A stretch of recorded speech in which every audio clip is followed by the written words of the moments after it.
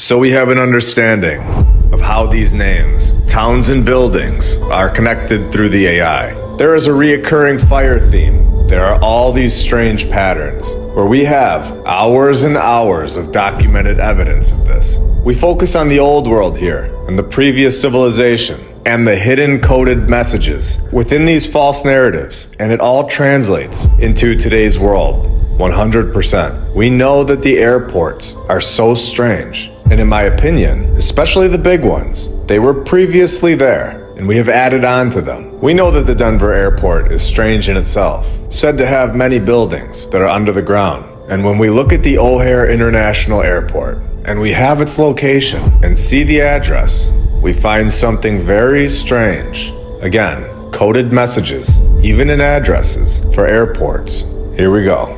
We see 10000 Bessie Coleman Drive, Chicago, Illinois, with a zip code of 60666. We have a lot of interesting things to look into today, including giants. And I sent out a poll on X, and you guys voted that you wanted me to talk more about orphans and go much, much deeper. Welcome to episode 52 of my lunch break. I hope you're all having a great day. And if you're new, welcome.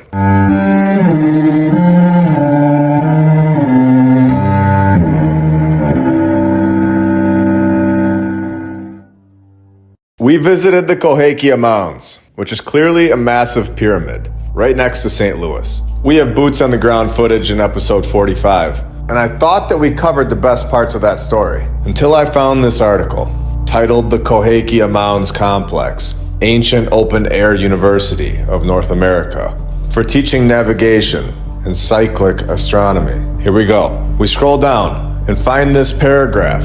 In the 1880s, archaeologists went into the site and found a vast amount of skeletal evidence in the mounds, sometimes in deep chambers far from the surface. They found very large individuals, achieving heights of 7 to 8 feet in stature. In a few instances, the skeletons had 6 fingers, 6 toes, and double rows of teeth, where hair was still present. It was often red or blonde in color. All right, interesting. I don't remember being taught of the 6-fingered giants. Well, let's keep going. Here in the very next paragraph, I think we find which group is being controlled and being told to hide this information from us. I look at this group as a front. I think they're being told to do this by the hidden group, but let's see what happened here. And you, of course, can decide for yourself. John Wesley Powell lived with the Indians, and of course, became the first director of the U.S. Bureau of Ethnology at the Smithsonian Institute. Powell started deciding what we were going to learn, deciding that the Indians were the only people who had ever been in the Americas prior to Columbus. So, he tells us that the Indians were responsible for the Cahokia Mounds. Very interesting.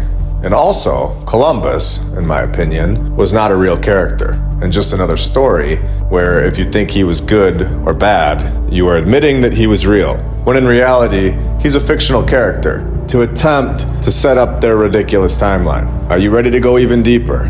We have fully documented reliable accounts of the Smithsonian Institute personnel traveling to the 1800s communities in Middle America to take possession of large skeletons exhumed from the mounds, where they have this information documented in papers. Then we have Patricia Mason of Ohio reaching out to the Smithsonian Institute for more information to try to find these giant skeletons that were somehow gifted to this museum, or you could call it a burn pit, because they told Patricia that the Smithsonian Institute never received any of these items. So we clearly have an operation here. We are starting to see who is doing what. We are seeing key players in the game, and who is attempting to hide our past from us. At this point, there were 100% giants in my opinion. The doors that we've seen here are massive.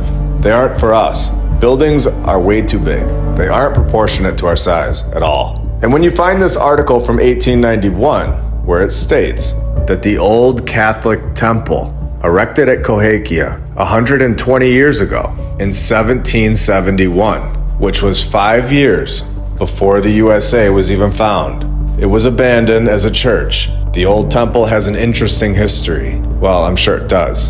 A temple in Cahokia from 1771. And wait, what did they say was 24 inches under the dirt at Cahokia from episode 45? What appeared to be the outline of the temple. Was this temple and these giant bones here so much closer to our timeline than we are told, covered up by dirt at some point after 1891? They could be talking about another temple, located in the same town of Cahokia. But how many temples does one small town have in 1771? This is all very strange. Either this is the temple, and it was built in 1771, and this was common knowledge, possibly by giants, or Cahokia was filled with temples. It's very interesting stuff. I mean, in 2023, almost 2024, how many temples does your town have? In 1771, I guess they just had a bunch of temples all over the place. What is going on here? Especially when St. Clair County, the county that Cahokia is located in, wasn't even found until April 27th, 1790, which is like 20 years after they say this temple was built. The mainstream history is a complete mess at this point. It isn't logical at all. The truth is smooth. It makes sense. There aren't holes in the truth. A lie is a mess and all over the place. And this is exactly why we fully trust the mainstream narrative. Oh wait, we don't? Now in Columbus, Ohio, we are given one of the most important narratives to this point, to our research, in my opinion. We have the Pontifical College, Josephinum, where Joseph comes over to the USA from Germany in 1867. 3 years later, he becomes a priest and has his own church within a few months. And he gets to buy the house next door, of course, to support 12 orphans. And do we all know about the orphans at this point? Possibly a repopulation tactic that was going on in the 1800s. It's very interesting. Was it only 12 orphans? Or was this one of the places that they would send the orphans through to get them into society? Because who would ever question Joseph the priest from the 1800s? You know, the guy that just randomly shows up from Germany, has all the money ready to buy houses somehow, to support orphans. It all checks out, of course. Simple stuff for Joseph. This was known as the St. Joseph Orphan Asylum. It grew so rapidly, for some weird and of course very random reason, that 5 years after it began, Joseph moved the operation closer to the railroad, which is how these individuals would be dispersed throughout the country. So this is a paragraph of admission. We are being told, down to the smallest detail, how this operation worked. It would go through churches. They would bring a manager type over from Europe, call them a priest, give them a house, give them the resources to run these operations, purchasing new buildings with ease to run the program. So not only do you have the World's Fairs that were a repopulation tactic, you had these orphan trains and orphan hubs where they would be dropped off and planted into society. The new facility that Joseph was just finding and saying was his. I want to make that clear, he wasn't building anything. He was given these buildings. They were already there from the previous civilization. So the new building gave the orphans a training in the trades. So this Joseph guy was obviously sent with a purpose, to repopulate and teach to a brand new society, one that didn't have any skills. This right here is how you reset a society's technology level. The teacher is never in charge of what the students learn. This Joseph character is a teacher of a class. He is not the principal of the school. There are many schools. He is clearly taking direction as to what the students of the new society will learn. There were many classes like this one all over the country, happening simultaneously. This was an operation. This went on for 12 years. With zero backstory, finds the Collegium Josephinum, this massive college, is just found and ready to roll. No clue where the money came from. No mention of how many men were needed to build this place. Just found it. And its first class of 23 men began. It's unbelievable. This is one of the most important stories to our research, in my opinion, because it shows exactly how the operation took place. It's actually laying it all out there and shows us exactly how they repopulated these regions in the USA.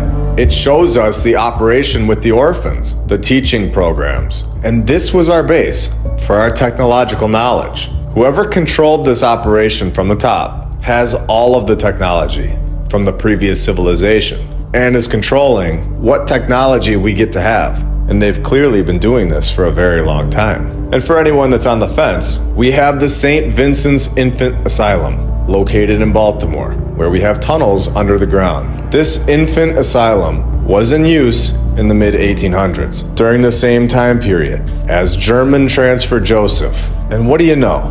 In the early 1900s, the operation was done, and they declined new orphans. 1941, they changed this to apartments. And in 2015, they light it up and try to destroy it with a fire, but they fail. So 3 years later, what do you think happens? 2018, the building was illegally demolished without a permit. You literally can't make this stuff up. It gets more and more obvious. If you're still on the fence, let's go even deeper. We have the St. Mary's Orphan Asylum, located in Galveston, Texas, where they tell us that this one is haunted. Now, I've talked about hauntings before briefly. I'm not going to say that there aren't any hauntings, but when it comes to these old world buildings, I think it was a tactic to keep people away from them. Just say that they're haunted, and it scares everyone away from investigating. So we have yet again another orphan operation going on in the mid-1800s, and I'm just going to let you know that this is going on and on and on. There were so many orphan operations going on in the mid-1800s because this was how they were repopulating these cities. So where were all these kids' parents? Is this where a lot of our families originated from? Is this why the family trees in the USA almost all end around the same time period? We are told hundreds of fire stories through the first 52 episodes. We know that that is the key, and the nod, that it's a building that was constructed by the previous civilization. The St. Mary's Orphan Asylum. For anyone wondering where the parents of these orphans were, you might want to check the other asylum, the insane asylum, because they were not going along with the reset. Here's a graph showing that the insane asylums are disappearing over time, and I wonder why. Good thing they cared so much about us in 1955 and 1965, because surely that was the fix. Oh, it wasn't? And then a fire had devastated the St. Mary's Orphan Asylum in 1875. If anyone is still on the fence, there is room over here to get off the fence. And honestly, who would want to sit on top of a fence anyway? So we have Ohio, Baltimore, Texas. We have all these towns and cities being repopulated. Brand new people, brand new social structures, brand new mindsets, and resetting what people are taught. This all happened around 150 years ago. So this is all very new. This isn't thousands of years ago. Then we have another very interesting aspect of this in Germany during this same exact time period. And remember, we also have good old Joseph from earlier, also from Germany. So here we are given the Kinder Bewahrenstalt. And if I pronounce that wrong, I hope you all understand. This is where we are given kindergarten, another tactic to teach children the brand new social structures. What better way to trick people? Take them out of their family's home and tell them what to think, and then test them on it. Failing the test will then lower your self-esteem, putting a social pressure on children to agree with this new way of taught, or they will be called dumb and get an F. This is an operation. It's all connected, and it's designed to enslave the world's population. Year after year, we are all taught a false narrative. We've all been brainwashed into thinking that you are either smart or dumb, based on a curriculum that holds zero value in the real world. Now, who knows if this Frederick Froebel was even a real character, but they do admit that kindergarten starts in Germany around the exact same time period that we're talking about, the mid-1800s. So I wanted to tie it all in with the rest of the world. This is a worldwide operation. This is not just the USA. We have a lot of things in the USA being controlled through Germany during this time period, especially the education aspect of it.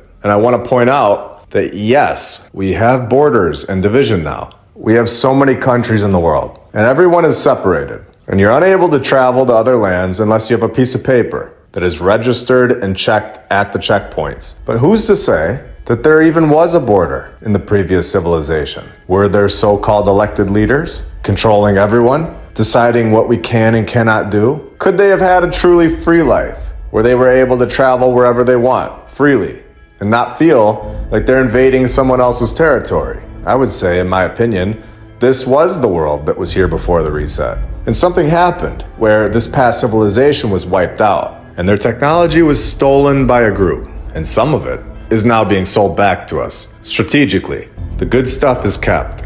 Here we have the St. Joseph's Orphanage, located in Vermont. And if you want to know where they get these horror movies, where they show a nun doing crazy things, there's a dark truth to it. These movies don't come out of nowhere. They come from the last 150 years. Here in Vermont, in the mid-1800s again, thousands of children came through its doors. If you want to demoralize, control, and manipulate a new population, make them completely forget their past and never question what they're told, you would make them suffer. You would take them from their families, and you would ruin their mind at a young age. This is exactly what happened in the wars, where all men between ages 21 to 45 were required to fight in World War I, which was in 1914 to 1919. 2.8 million men drafted, 2 million volunteered, where you get the term shell-shocked or mentally confused. You can look at the shell-shock videos on X. I'm not going to show that here. But talk about destroying minds and making sure that the population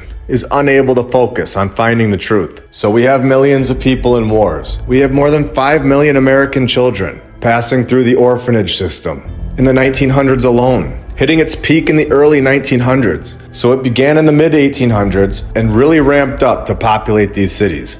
The American orphanage system included more than 1,600 institutions, partly supported by public funding, but usually run by religious orders, exactly like we talked about in the beginning of this episode. So I think we have now a very solid understanding how the USA was repopulated, how this operation took place, and exactly when it took place. I think that we now have factual evidence as to when this reset really happened. And I think that every episode that is released makes episode 10 and 38 stronger and stronger, giving us more and more proof to our true history.